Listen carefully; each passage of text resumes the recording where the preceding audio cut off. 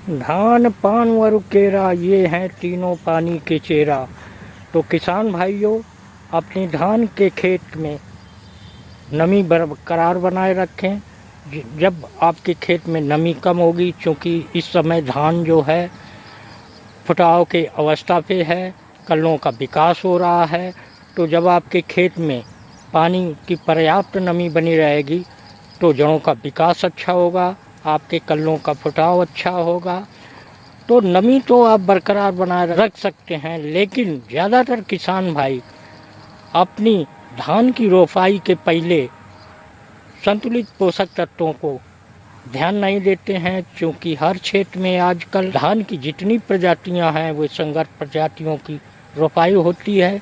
क्योंकि ये संकर प्रजातियां खेत से ज़्यादा पोषक तत्वों का अवशोषण करती हैं, तो आपको चाहिए कि अपनी धान की फसल की रोपाई करने से पहले संतुलित पोषक तत्वों का प्रबंध अवश्य कर लें। यदि आप ये नहीं कर पाते हैं तो सारे जो शस्य क्रियाएँ हैं, जो आपकी खेती में सिंचाई करना हुआ, जो लेबर लगेगा वो तो लगते हैं, लेकिन पैदावार कम होगी। तो किसान भाइयों, ये संतुलित खादों में नाइट्रोजन, फास्फोरस और पोटाश महत्वपूर्ण है। इसके साथ धान के खेत में जिंक की बहुत आवश्यकता होती है, सल्फर की आवश्यकता होती है, मैग्नीशियम की आवश्यकता होती है। तो किसान भाइयों, अपनी धान की फसल में जब रोपाई करते हैं तो इन संतुलित पोषक तत्वों का प्रबंध कर लें। यदि आप किसी कारणवश से नहीं कर पाए हैं तो आप अपनी खड़ी फसल में इनका प्रबंध अवश्य कर लें। धान की फसल जब 20-25 दिन की अवस्था के दौरान हो तो उस समय कल्लों का फुटाव बहुत तीव्र होता है। उस समय किसान भाई यूरिया का ज़्यादा इस्तेमाल करते हैं। तो किसान भाइयों को चाहिए कि यूरिया कम से कम प्रयोग करें, यानी 150 किलो प्रति एकड़ के हिसाब से 3 बार में यूरिया का छिड़काव करना चाहिए। यदि आप यूरिया 3-4 बार आप ज़्यादा देते हैं तो आपकी फसल प्रभावित होती है। इसमें ब्लाइट की समस्या आना शुरू हो जाती है। जैसा कि आप देख पा रहे हैं, ये धान बढ़वार तो अच्छी लिए है, लेकिन ब्लाइट की समस्या आ गई है। तो किसान भाइयों को चाहिए कि कम से कम यूरिया प्रयोग करें। और जब आप यूरिया का छिड़काव करते हों धान की फसल में, तो हर बार कैल्शियम नाइट्रेट 4 किलोग्राम प्रति एकड़ के हिसाब से और 40 किलोग्राम प्रति एकड़ के हिसाब से यूरिया मिला लें। उसके साथ यदि आप चाहें तो 1 किलो प्रति एकड़ के हिसाब से पोटेशियम ह्यूमेट को उसी यूरिया में मिला के और छिड़काव कर दें। इसके बाद धान में कल्लों के फुटाव के दौरान खड़ी फसल में 1 से 3 सेंटीमीटर पानी अवश्य भरा रहना चाहिए, क्योंकि धान की फसल ज़्यादा पानी अवशोषित करती रहे। तो इसकी समय समय पे सिंचाइयाँ आवश्यक हैं, तो इसकी सिंचाई करते रहना चाहिए और धान की फसल में पानी का स्तर बनाए रखना चाहिए। कर पाए हैं कैल्शियम नाइट्रेट और पोटेशियम ह्यूमेट का, तो आप कैल्शियम नाइट्रेट 1 किलो प्रति एकड़ तथा पोटेशियम ह्यूमेट 1 किलो प्रति एकड़ के हिसाब से आप परनी छिड़काव कर देंगे।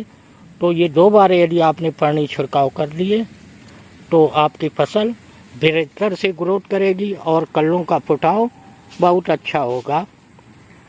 जैसा कि हमने बताया, 20-25 दिन फसल रोपाई के बाद कल्लों का फुटाव बेहतर होता है और तीव्र गति से होता है। उस समय पौधों को पोषकता की आवश्यकता होती है, क्योंकि ज़्यादातर किसान भाई अपनी फसल में रोपाई के समय फास्फेटिक युक्त पोषक तत्व तो नहीं दे पाते हैं। तो किसान भाइयों को चाहिए कि जो है जब 25 से 30 दिन की अवस्था पे हो जाए तो ग्रीन प्लैनेट का नैनो मोनो अमोनियम फास्फेट 1261 और पोटाश, ये जो देख रहे हैं आप ऑर्गेनिक फार्म में है, इसका आप पानी छिड़काव कर देंगे तो जो आपकी फसल में फास्फेटिक और पोटेशियम की कमी है तो उसकी पूर्ति हो जाएगी। ये जो नैनो अमोनियम फास्फेट है, ये इसकी जो है प्रति टंकी के हिसाब से आपकी फसल में 25 ग्राम के हिसाब से अमोनियम फास्फेट पर टंकी के हिसाब से लगेगा तथा पोटेशियम 5 ग्राम प्रति टंकी के हिसाब से लगेगा।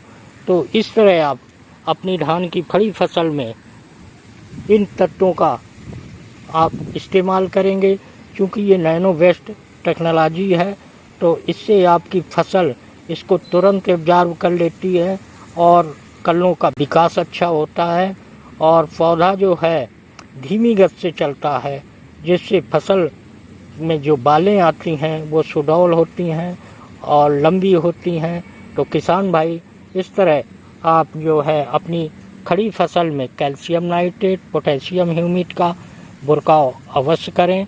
इसके साथ अमोनियम फास्फेट 1261 व पोटैश ये ऑर्गेनिक फार्म में है तो इनका पानी छिड़काव आप 2 बार कर देंगे तो जो फास्फेटिक कमी है व पोटेशियम की कमी है आपकी फसल में वो पूर्ति हो जाएगी।